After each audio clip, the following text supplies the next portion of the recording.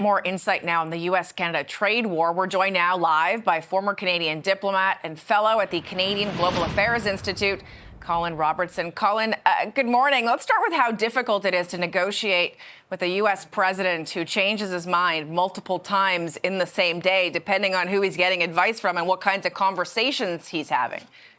Well, good to be with you, and you're absolutely right. It is very difficult to negotiate with Donald Trump. It's almost the last person in the room to see him.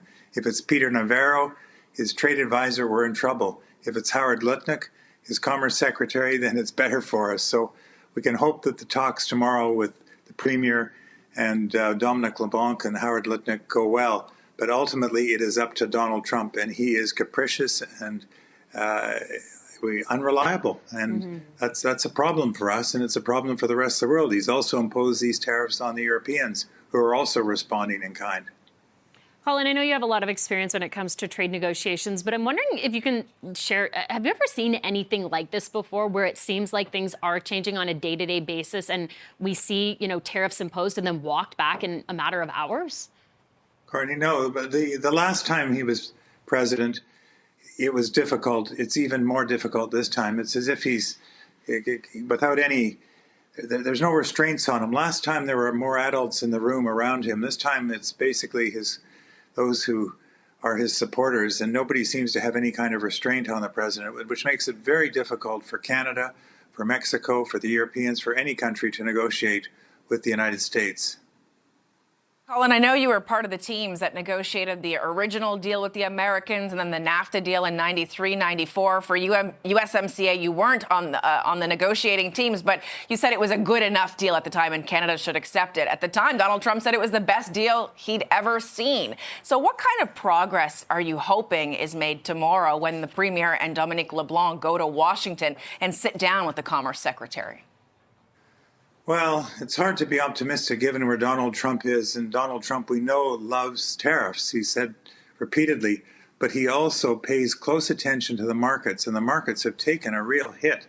And so that, I think, will probably be the more likely restraint on Donald Trump will be the reaction of business to what he's doing. The American business does not like this. It's harming the American economy. Prices are going to go up. That's not what he promised.